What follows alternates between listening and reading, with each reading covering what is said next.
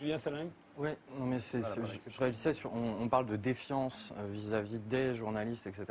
Moi, le premier, je fais la part des choses, les journalistes.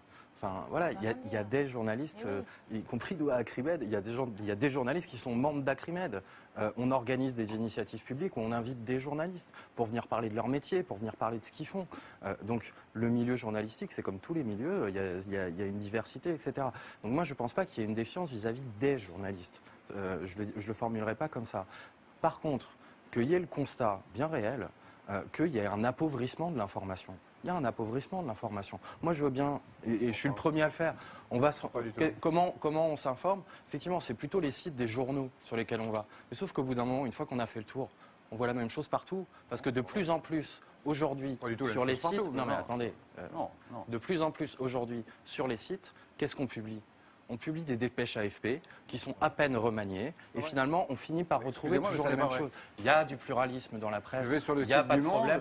On ne s'est pas interrompu tout à l'heure, on ne va pas s'interrompre maintenant. Surtout quand on parle de pluralisme, c'est quand même assez drôle. Le pluralisme, ça répond, le pluralisme, c'est quand tout le monde peut parler à peu près autant de temps. Allez-y, je pense que là, on n'y est pas encore.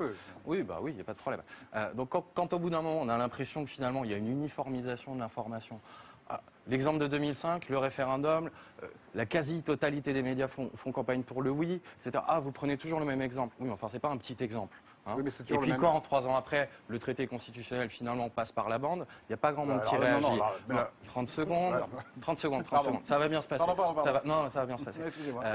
Les campagnes présidentielles, il n'y a pas une bipolarisation avant même le premier tour dans la plupart des grands médias où finalement il y a les deux candidats qui vont être au deuxième tour, qui sont à peu près les seuls qui intéressent les journalistes politiques. Ça c'est à chaque élection. Et au bout d'un moment c'est normal que les gens se reconnaissent pas là-dedans.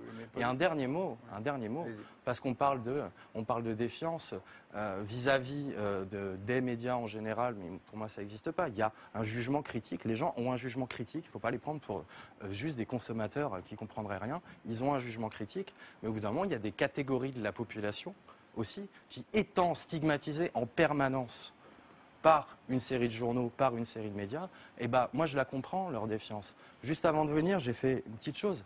J'ai regardé les unes des hebdomadaires de cette semaine.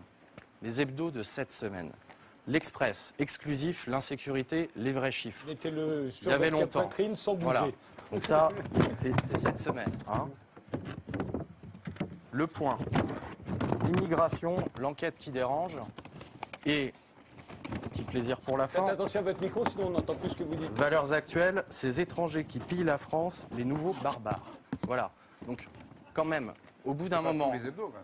Ça, c'est les hebdos, c'est 3 hebdos de cette semaine, et il y a le Nouvel Obs qui fait sa une sur Hollande. D'accord? Et ça, c'est cette semaine.